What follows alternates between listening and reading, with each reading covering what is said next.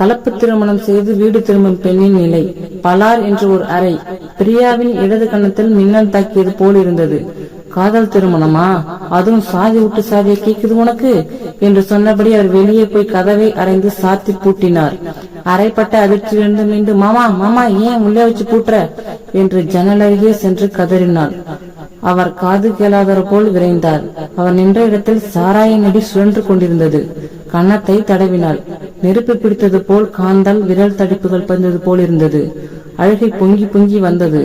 வெளியே சாவுமல சத்தம் மொழி கூடுவதும் குறைவதுமாக இருந்தது. அம்மா இறந்து விட்டாள் என்று அழைத்தார்கள். வந்தவளை அறைக்குள் அடைத்து விட்டார்கள். நல்ல வேளை முன்னெச்சரிக்கையாக கணவன் சுரேஷ் ஊருக்கு வெளியே நின்று கொண்டான். ஏதாவது பிரச்சனைனா போன் பண்ண, நான் போலீஸோடு வந்துடுறேன் என்று உஷாராக இருந்து விட்டான். கணவன் சுரேஷ் எவ்வளவு கெட்டிக்காரன். வலதுகால் மட்டும் போலியோவால் சற்று சூம்பிவிட்டது. தொடர்ந்து நிற்கவோ நடக்கவோ இயலாது. 3 கட்டை உதவியாலோ 3 சக்கர உதவியாலோ தான் நகர முடியும். படிப்பில் கெட்டிக்காரன். அவள் பிகாம் படிக்கும் போதிலிருந்தே அவனை வியப்போடு பார்த்து வந்தாள். கல்லூரி வளாகத்தினை விட்டு அவள் விடுதிக்கு 3 சக்கர சைக்கிளில் போகும்போது யார் உதவி வந்தாலும் மறுத்து விடுவான். தன்னை ஊனமுற்றோன் என்று அனுதாபத்தோடு யார் பார்த்தாலும் சாதுரியமாக அலட்சியப்படுத்தி விடுவான். ஆனால் அவர்களை நோகாமல் தனது அறிவால் வியக்க வைத்து விடுவான். வகுப்பறையில் பேராசிரியர்கள் கேட்கும் கேள்விகளுக்கு பதில் அவன் உதட்டின் நுனியில் இருக்கும். அவன் மீதான வியப்பே அக்கறையாகவும் காதலாகவும் பிரியாவிடம் மலர்ந்தது. தனிமை கிட்டும் போது சில சந்தர்ப்பங்களில் அவனிடம் அவளது காதலை சொல்லி இருக்கிறாள். அவன் மறுத்தே வந்தான். நான் இன்னும் கடக்க வேண்டிய தூரம் நிறைய இருக்கு. மாவட்ட ஆட்சியராகவோ ஒரு மாநில அளவிலான பெரிய அதிகாரியாகவோ வர வேண்டும். என் போன்ற எளிய மக்களுக்கு உதவ வேண்டும். காதல் அது இது என்ற வேக தடைகளோ லட்சிய விலகலோ எனது முயற்சிகளுக்கு தடை போட அனுமதிக்க முடியாது என்று கண்டிப்பான குரலில் சொல்லிவிடுவான். பிரியாவும் சோர்ந்து விடவில்லை. அவனை கெஞ்சியோ கொஞ்சியோ வெல்ல முடியாது என்று அவனோடு போட்டி போட்டுக்கொண்டு படித்தாள். போட்டிகளில் கலந்து கொண்டாள். அவனை வெல்ல முடியாவிட்டாலும் அவனுக்கு அடுத்த இடத்தில் நின்றாள். அவனது லட்சியம் போலவே தனது லட்சியம் என்றும் தன்னை போன்ற கிராமப்புற பெண்களுக்கு உதவும் வகையில் தான் மேல்நிலையை அடைவதை லட்சியம் என்று அவனை ஆச்சரியப்பட வைத்தாள். பரஸ்பரம் ஒருவரோடு ஒருவர் போட்டியிடுவதிலும் பாராட்டுக் கொள்வதிலும் சக போட்டியாளர்கள் வாழ்க்கையிலும் சக பயணிகளாக பயணிக்க சம்மதித்தான் சுரேஷ். எம்காம் படித்து முடித்தவுடன் இருவரும் போட்டித் தேர்வுகளில் கலந்து கொண்டனர். தேர்வுகளுக்காக பக்கத்தில் உள்ள மாவட்ட தலைநகருக்கு இருவரும் சேர்ந்து பயணிக்கையில் மனதால் நெருங்கினார்கள். பதிவு திருமணமும் நண்பர்களின் உதவியால் செய்து கொண்டனர். பிரியாவின் வீட்டில் ஒரே கொந்தளிப்பு. அந்த மாவட்டத்தில் ஆதிக்கத்தில் மிக்க சாதியில் பிறந்தவள். வேறு சாதிக்காரனை, அதுவும் ஓர் ஊனமற்றவனை மணப்பதா என்று கொந்தளித்தார்கள். பிரித்து விடுவதாக சவால் விட்டார்கள். அவர்களை தாக்க ஆள்களை ஏவினார்கள். எதிர்ப்பு வலுக்க வலுக்க அவர்களுக்கிடையே நெருக்கம் கூடியது. ஒருவருக்கு ஒருவர் உயிருக்கு உடலாக நிழலாக பிரியாமல் நெருங்கினர். காவல்துறை பாதுகாப்பும் கோரினர். இந்த சூழலில்தான் அம்மா இறந்து விட்டாள் என்ற செய்தி வந்தது. அம்மா பாவம் 3 பெண் பிள்ளைகளை பெற்று நைந்து போனாள்.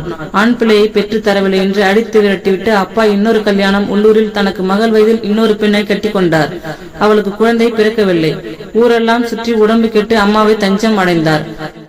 அம்மா இருந்த 2 ஏக்கர் நஞ்சையை விவசாயம் செய்து பிள்ளைகளை காப்பாற்றி உள்ளூரிலேயே சொந்தத்திலேயே 2 மகள்களையும் கட்டி கொடுத்தாள்.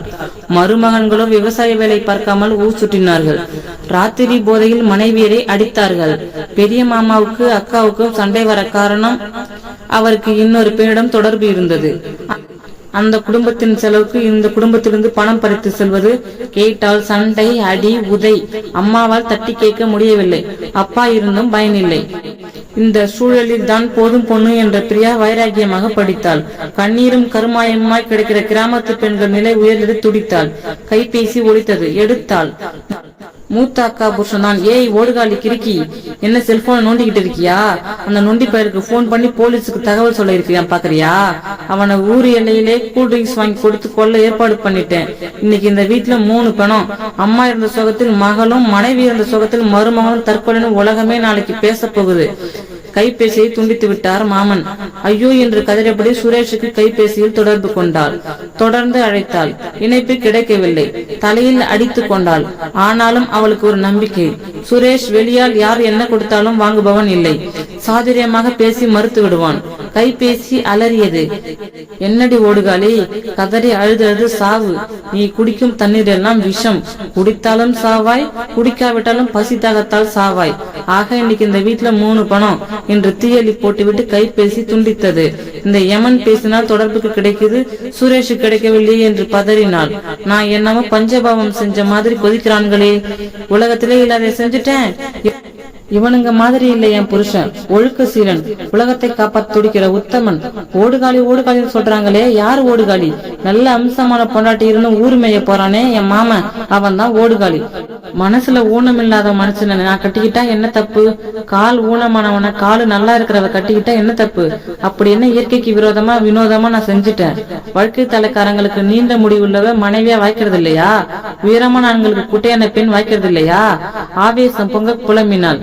வறண்ட உதடுகளை ஈரப்படுத்தினாள். முடியவில்லை. நாக்கிய உலர்ந்து மேலெண்ணத்தோடு ஒட்டி கொண்டது. வீட்டில் இருக்கும் தண்ணீரை குடித்துவிடக் கூடாது என்பது கவனமாக இருந்தாள். கட்டிலிருந்து பெரிய கயிறு கிடந்தது. சுவரில் 2 பள்ளிகள் இணைந்து கிடந்தன. கரப்பான் பூச்சிகள் ஒன்றை ஒன்று துரத்தியபடி பறந்து கொண்டிருந்தது. சங்கு சேகண்டி சத்தமும் மேலச்சத்தமும் பாதாளத்திலிருந்து கேட்பது போல சன்னமாக கேட்டது.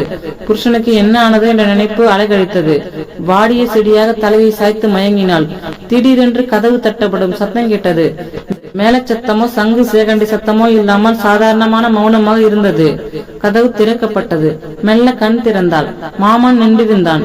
வியர்வையில் தொப்பலாக நடந்த சேலை முந்தானியால் முகத்தை துடைத்துக் கொண்டு பார்த்தாள். பின்னால் கணவர் சுரேஷும் 2 போலீஸ்காரர்களும் நின்றிருந்தார்கள். அழுவதா சிரிப்பதா தெரியவில்லை. மாமன் நடுங்கியபடி சொன்னார், பிரிய கண்ணே, இந்த பாரு, சுரேஷ் தம்பி வந்திருக்காரு என்றபடி உள்ளே வந்து துண்டித்த மின்சார இணைப்பை கொடுத்தான்.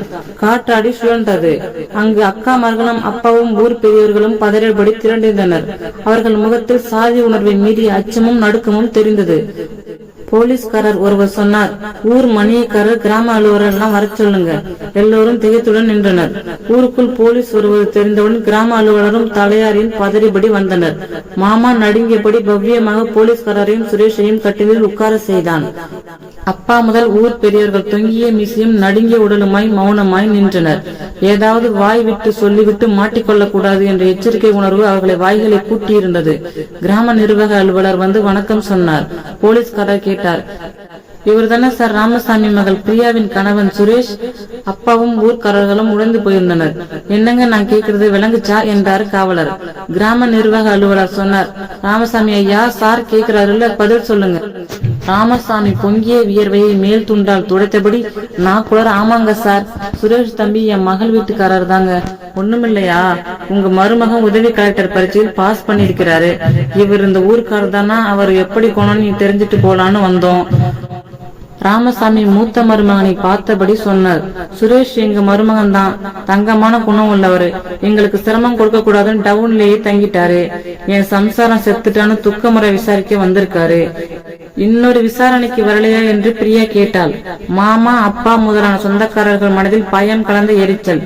என்னடா இவ முடிஞ்சு போன கதையை கிளப்புறாளே என்று நினைத்து ஒருவரை ஒருவர் பார்த்து கொண்டனர்.